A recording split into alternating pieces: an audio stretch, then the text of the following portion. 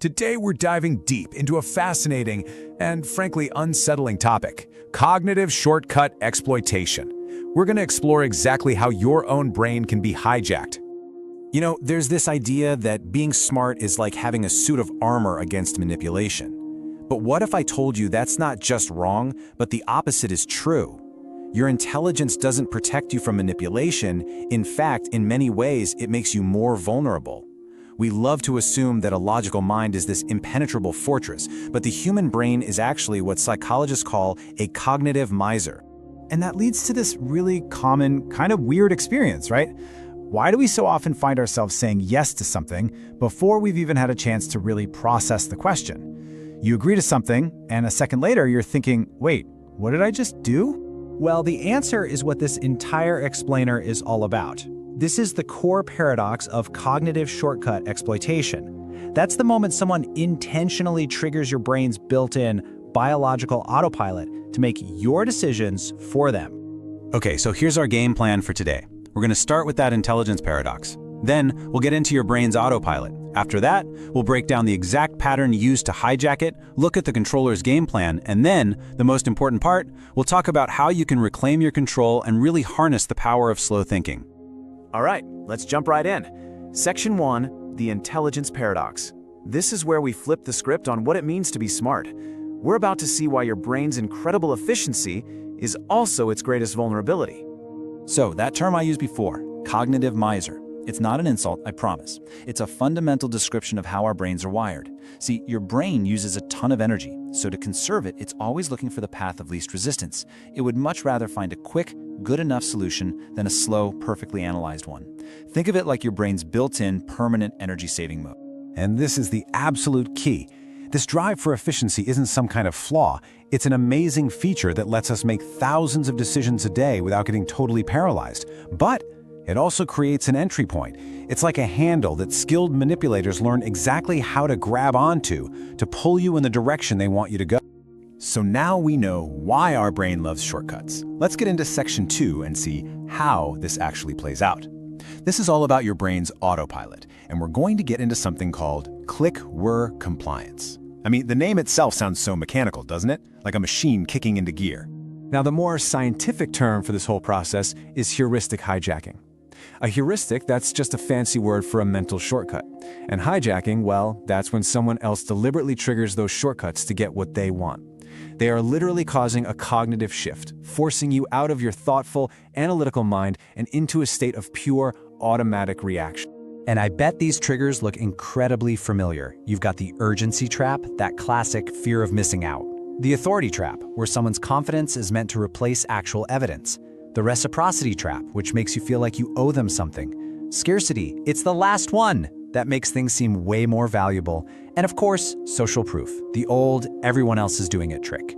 A manipulator doesn't have to win a debate with you, they just need to find the right trigger to get that automatic click-whirr response. This table here breaks it down perfectly. This comes from the work of Nobel laureate Daniel Kahneman. Think of your mind as having two operating systems. On the left, that's system 2, your slow thinking mode.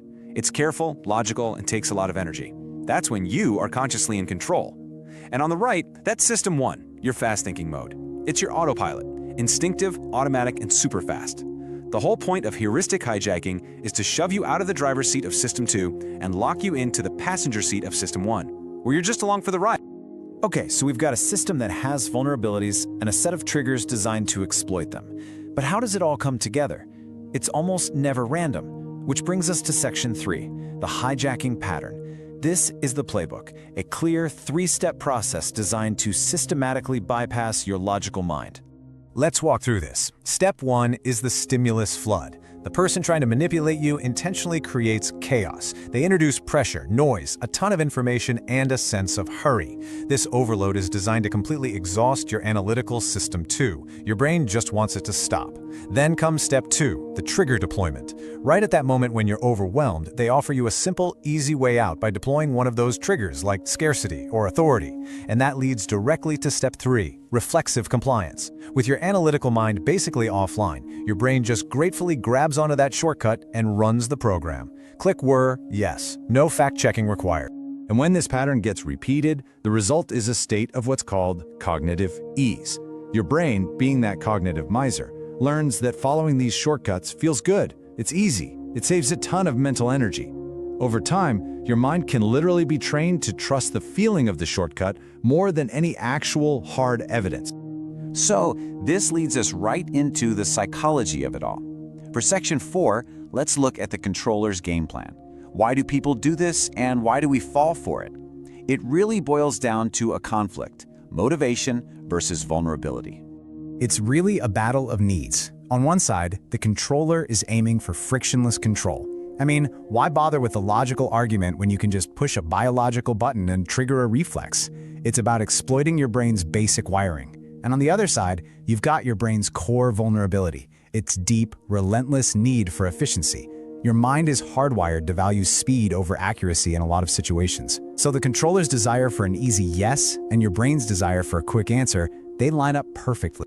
And the aftermath of that whole exchange? It's that sinking feeling this quote just nails. Psychologists call it post-purchase rationalization. It's that mental fog where you find yourself trying to build a logical reason for a decision that wasn't logical at all. It was reflexive. You're literally trying to justify an action your autopilot took without checking with you first. But here's the good news. You are not helpless in this at all. And that brings us to the most important part of this whole discussion, Section 5, reclaiming your control. This is about more than just dodging bad deals. It's about achieving what you could call slow-thinking sovereignty, becoming the undisputed ruler of your own mind. So here it is, your direct three-step counterattack. Let's really get into this. First up, the Pulse Audit. This is where you become a detective of your own feelings. When you feel that sudden, powerful urge to agree, don't just call it intuition. Treat it like a piece of data. Stop and ask, why the hurry? Where is this pressure coming from?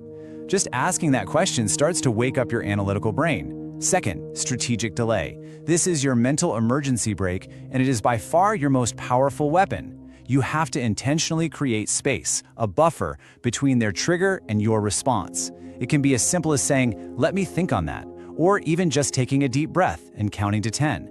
That pause is everything. It's the space where your slow-thinking system 2 gets to come back online. Finally, label the shortcut. This is a brilliant psychological trick. By mentally naming the tactic, saying to yourself, oh, okay, this is the scarcity trap, or I see, they're using false authority here, you completely reframe the interaction. You're no longer a participant caught in their game, you're an observer analyzing it. The moment you name it, you rob it of its emotional power. So here's the bottom line. Awareness is your primary weapon. This isn't about ignoring your gut forever. It's about understanding that what we call a gut feeling is often just your System 1 doing lightning-fast pattern recognition. It's amazing, but it's also programmable. Recognizing the trap, the moment someone else tries to write the code for your reflex, is the single biggest step to disarming it. Once you can see the strings, the puppet can't be controlled. And all of these defensive moves lead us to our final and most powerful conclusion in Section 6, the power of slow thinking. This isn't just a tactic, it's a whole philosophy for navigating the world. It is, without a doubt, your ultimate form of self-defense. If you only remember one thing from our time together, please let it be this. Manufactured urgency is the #1 red flag. Any decision that somebody tells you has to be made right now is almost always a decision that serves them way more than it serves you. Real opportunities can survive a few moments of thought. And let's be clear about something. Your autopilot, your System 1, isn't the enemy here. It's an incredible gift that handles countless tiny decisions every day so your conscious mind doesn't have to. It's a tool you give yourself. It was never, ever meant to be a remote control for somebody else to pick up and use on you. And so, this is where we land. In a world that's constantly screaming at you, flooding you with information, and pressuring you to make fast choices, the most powerful, rebellious, and protective thing you can do is just slow down. Giving yourself the space for a single conscious breath before you act isn't weakness, it's strength. Thinking slowly is the ultimate form of self-defense.